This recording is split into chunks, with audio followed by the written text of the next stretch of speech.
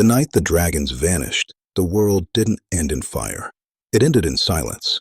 Long after the last dragon screamed over King's Landing, Westeros still had what everyone believed mattered most. The eggs, stone-hard, vein like marble, cold to the touch, locked away beneath the Red Keep, counted by maesters, inherited by kings, prayed over for generations. And yet, century after century, not a single one hatched. This is not the story of dragons dying. This is the story of why the eggs refused to live. After the dance of the dragons, the realm whispered lies to comfort itself. They said the dragons grew weak. They said poison did its work. They said the blood of Valyria had thinned. But eggs do not care about politics, and stone does not fear crowds. Some maesters believed something far worse. They believed the dragons did not vanish by accident. They believed something essential was taken from the world itself. The Targaryens still tried. Oh, how they tried. Eggs were placed in the cradles of newborn princes. Eggs were bathed in heat and wildfire fumes. Eggs were sung to in High Valyrian. They were warmed by braziers, by hearths, by hope. Nothing. No cracks, no smoke, not even a scream. Because the first truth Westeros refused to face was simple. Dragons were never beasts alone. They were bonded creatures, born of blood, fire, and something far more fragile, memory. The old Valyrians did not simply hatch dragons. They remembered how. Their rights were never written in books. They were passed from mouth to ear, from mother to daughter, from dragon lord to dragon lord. When Valyria burned, more than stone melted, the knowledge burned with it.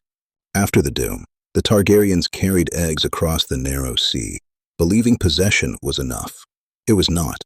Eggs are not seeds. They are mirrors. They reflect the world around them. The maesters played their part in the quiet killing. They would never admit it, but their pens were sharper than swords. So they studied. They categorized. They drained the mystery from fire itself. And fire does not live where it is dissected. But the greatest lie came from the Targaryens themselves. They claimed dragons answered to blood alone. They were wrong. Dragons answered to belief, to will, to certainty. After the dance, fear replaced confidence. Kings no longer trusted dragons. They feared them. And an egg cannot hatch in fear. It requires heat, yes, but also defiance. Prince after prince died with an egg beside them. The realm learned the wrong lesson. They said the gods had turned away. But the gods were never involved. The dragons left because the world told them they were no longer welcome. At Summerhall, the eggs were surrounded by flame, prophecy, and royal blood. The fire came. The dragons did not. Because dragon eggs do not hatch for heirs. They hatch for endings. Westeros never truly needed dragons.